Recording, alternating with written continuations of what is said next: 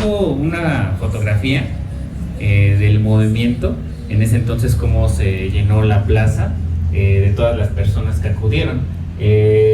Vamos, para que, bueno, yo tengo algún conocimiento muy pequeño, básico, pero usted si nos puede describir un poquito, incluso la misma fotografía que le estoy poniendo a la vista. Sí, muy buenas tardes, señores y señoras que están mirando esta grabación. Como ya hicieron mi presentación, soy Arturo Galicia Córdoba, cronista de este municipio. Y bueno, pues entonces contestando a esa pregunta, a esa inquietud acerca del movimiento del agua, pues miren, se inicia de la siguiente forma. Cuando el presidente municipal, el señor Martín Florín Córdoba, narran los habitantes, ¿verdad?, de que llegaron unos ingenieros y empezaron a recorrer los campos,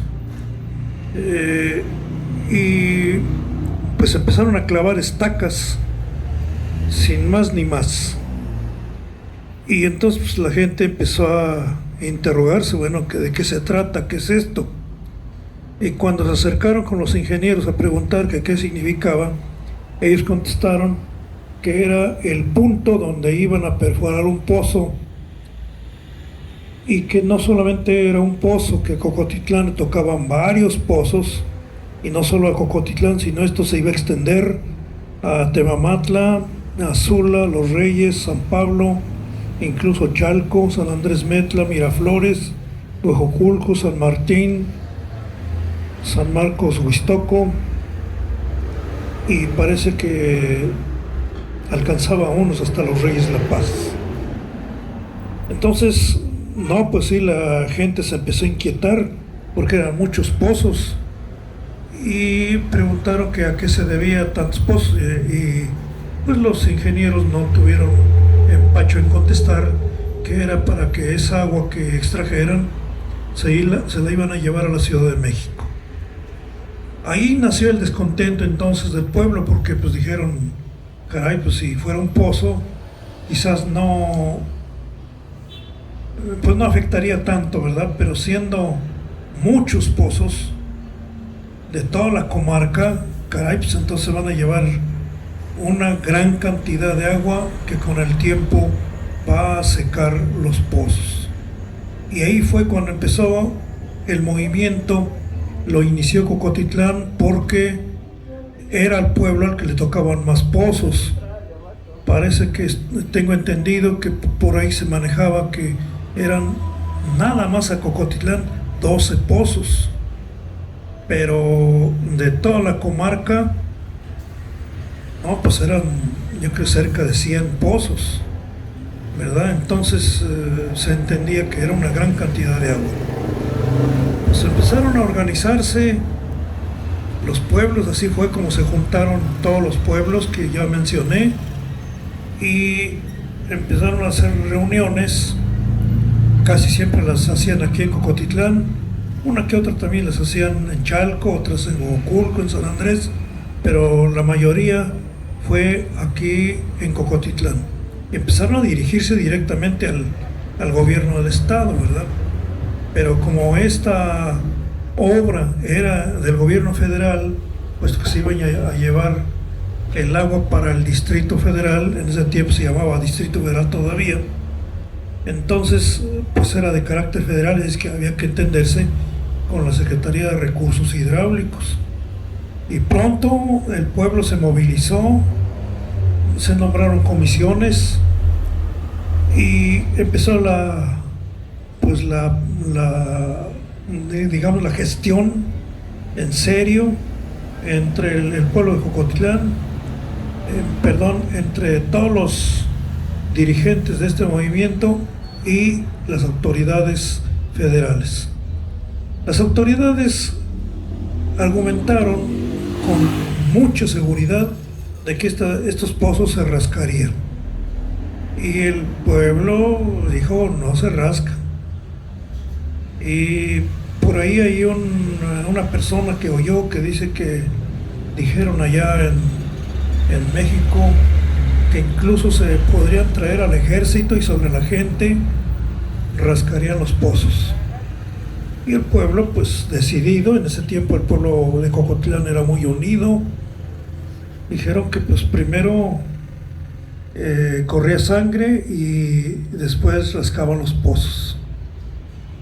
Y bueno, pues entonces las autoridades empezaron a ver que el caso pues era un asunto delicado, Cocotitlán no iba a ceder, y fue como entonces decidieron pues, dialogar, ¿verdad?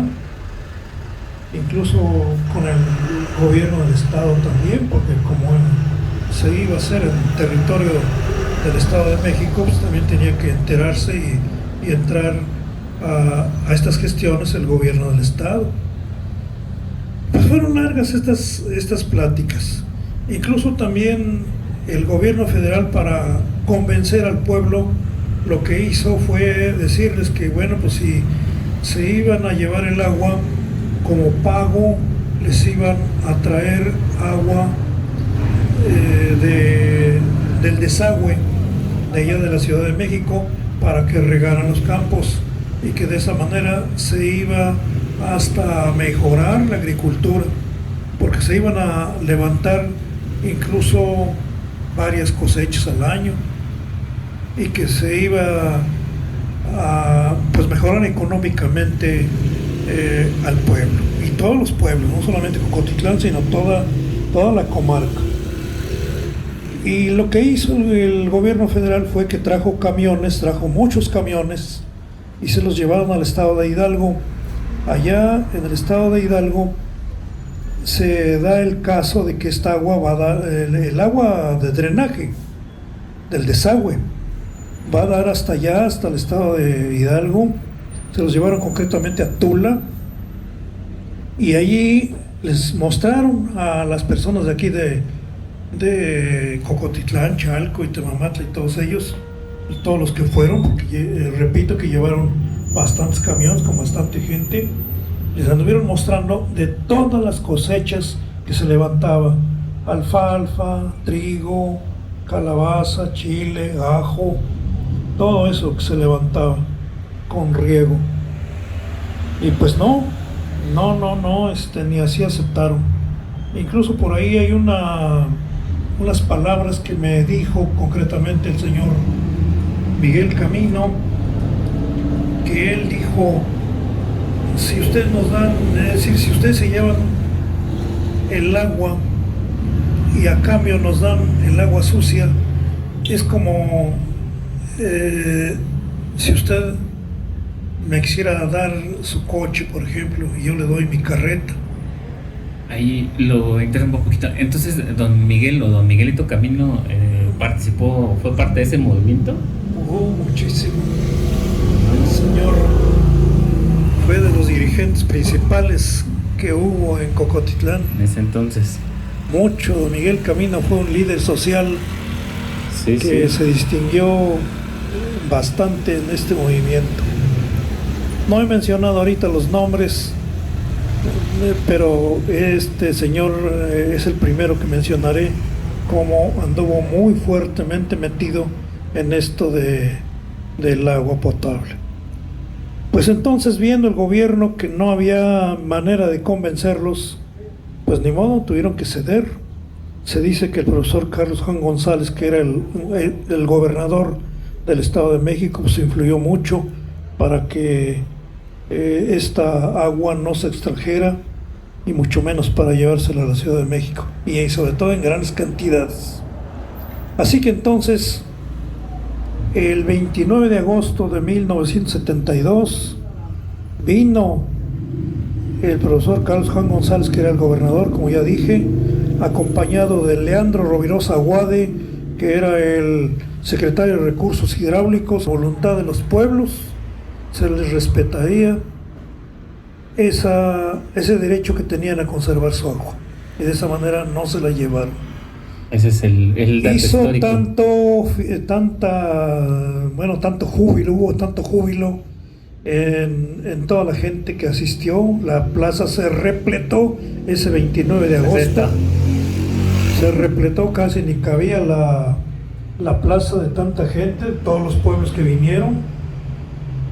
Y entonces, pues de esa forma lo hicieron tan jubilosamente que cuando anunció Carlos Juan González que el agua no se llevaría, lanzaron vítores, las campanas a vuelo, cohetes y una fiesta de veras que muy ruidosa para celebrarla de veras en grande.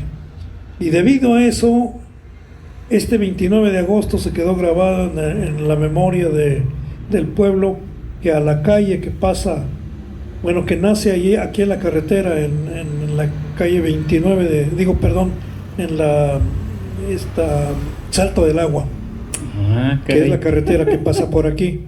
La calle que nace de aquí, de Salto del Agua, y que se va hacia San Andrés, pasando primeramente en medio de la escuela y en medio de la presidencia municipal, a esa calle se le impuso 29 de agosto, en memoria de aquel 29 de agosto de 1972, en que el pueblo triunfa en forma muy bonita, obteniendo su agua y no dejando que se la llevaran como lo habían pensado.